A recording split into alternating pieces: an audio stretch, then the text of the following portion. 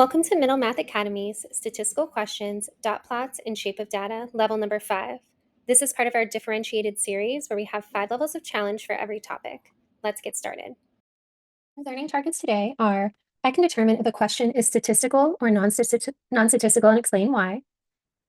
I can interpret a dot plot and identify the mode, minimum, maximum, and outlier. And I can identify the shape of a data distribution as skewed left, skewed right, or symmetrical. Before we get started with some notes, I want you to pause and rate yourself on these learning targets 1 through 5. 1 is the least confident, 5 is the most confident. At the end of today's lesson, we'll come back and we'll rate ourselves after the lesson to see if our confidence has increased. Let's take a look at our notes. Our first note is on statistical questions, which are questions that expect different answers and need data collection to answer. Variability is the expectation that the question will have different answers. Non-statistical questions are questions that have one fixed answer and do not need data collection. So basically, statistical questions have more than one answer and the answers are different. Non-statistical questions only have one answer. Go ahead and pause the video and write if these two questions where it says A and B, write if each one is statistical or non-statistical and explain why. Then come back to the video to check your work. Let's check our work for problem A. How many different sports does each 8th grader play? We're asking multiple people. This is a statistical question because different students will play different number of sports. We can expect variability. Let's check our work for B. How many hours are in the day? This is non-statistical because it has one fixed answer. There's 24 hours in the day, one answer, non-statistical. Before we move on to our dot plot notes, I want to just go back to our learning target. Our first one was determining if a question is statistical or non-statistical, and we just practiced that. Now we're going to move on to our last two learning targets, interpreting a dot plot and identifying the mode, minimum, maximum, and outlier, and then identifying the shape of a data distribution as skewed left, skewed right, or symmetrical. So let's get started with our notes on dot plots. First note for dot plots is a dot plot is a simple way to display data using dots, and you can see a dot plot at the bottom of this page. Each dot on a dot plot represents one data point. We can count all of the data points or all of the dots to find the total number of data points. Measures of central tendency. The mode is a number that shows up the most in the data set. It's a number with the most dots, mode most. The minimum is the smallest number in the data set that has a dot above it. So not the smallest on the number line, the smallest on the number line that has a dot above it. And the maximum is the opposite. It's the largest number in the data set that has a dot above it. Now the outlier is the number that's left out from the rest of the data. Poor old outlier. It's a number in the data set that's much higher or much lower than the other numbers, and it stands out because it only has one or very few dots above or near it. So you can kind of think about the outlier as a number that's sitting by itself at lunch, or it only has like one other person with it. Now let's talk about shapes of data distribution. Skewed right means there's only a little bit of data on the right side. Skewed left, there's only a little bit of data on the left side. Most of the data is on the other side. And then symmetrical is even, okay? So it's when both sides are mostly balanced, like a mirror image. So let's answer some of the questions on our dot plot below. Let's take a look at the dot plot at the bottom of the page. Pause the video and complete each of these questions. Use your notes if you need help. Then come back to the video to check your work. Our first question says, what does each dot represent? When you're looking at a dot plot, the first thing you should look at is underneath the number line. This says hours spent playing video games per week. So what does each dot represent? Each dot represents one person and how many hours they spend playing video games per week. Remember, each dot is a person who was surveyed. Our next question is how many total people were surveyed? Well, each dot represents one person, so we can count all of our dots to figure out the total. When you count all the dots, you'll get 22. So 22 people were surveyed because there's 22 dots. What's the minimum? What's the maximum? The minimum is 0 and the maximum is 10. The outlier. So for the outlier, you want to think to yourself, which piece of data is far away from the others? And in this data set, it is a 0 because it's much lower than the rest of the data. What's the shape of the data? Skewed left, skewed right, or symmetrical? So one helpful tip is you can kind of do a little sketch at the top of each column to make a shape of data.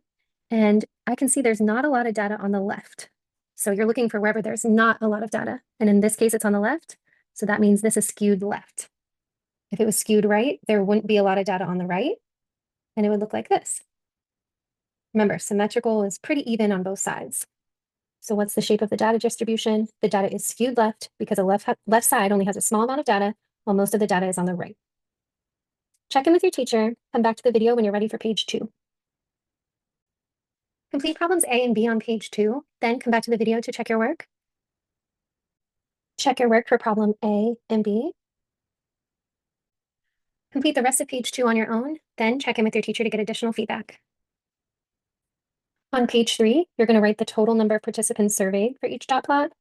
Then you'll write the shape of the data distribution. So skewed left, skewed right, or symmetrical. And then you'll explain how you knew the shape of the data.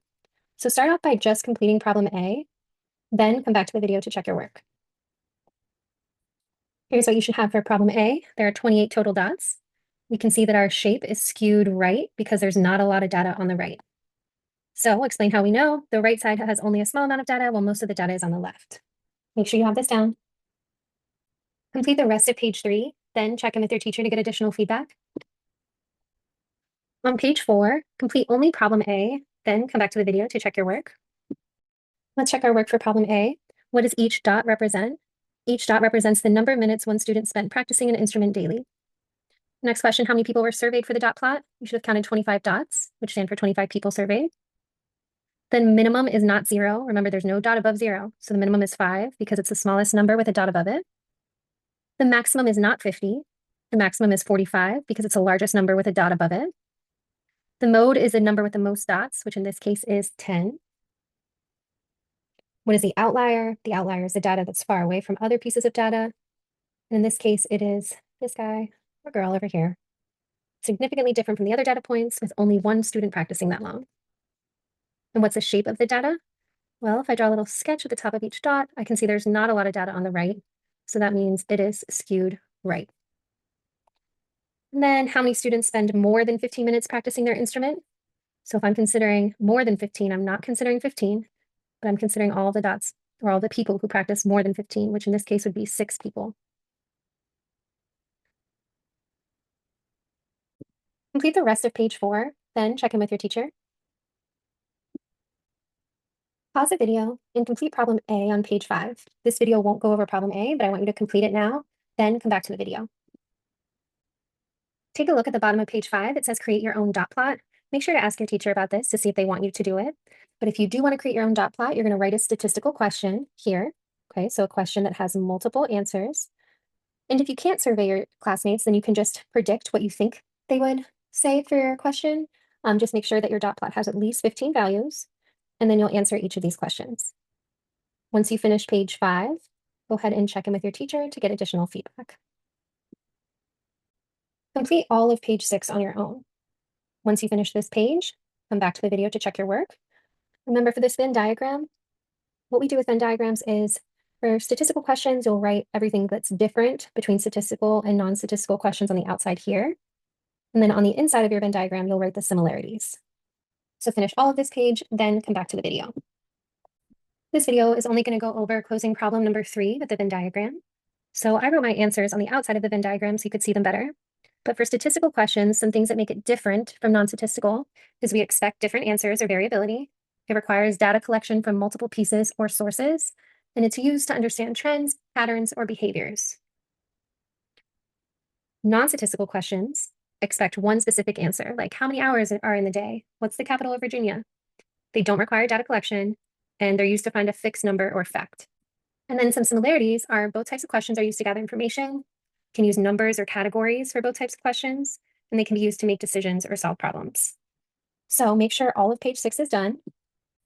And now that you finished page 6, the very last thing we're going to do is you're going to go back to page 1 and rate yourself after the lesson for our learning targets. 1 is the least confident, 5 is the most confident. And once you're finished rating yourself on page 1, check in with your teacher. Thank you for joining us today at Middle Math Academy, where we practice statistical questions, dot plots, and shape of data distributions level number 5. This is part of our differentiated series where we have 5 levels of challenge for every topic. If you're looking for any additional practice, make sure to check out level number 1, level 2, level 3, or level 4. Thank you for joining us and have a wonderful day.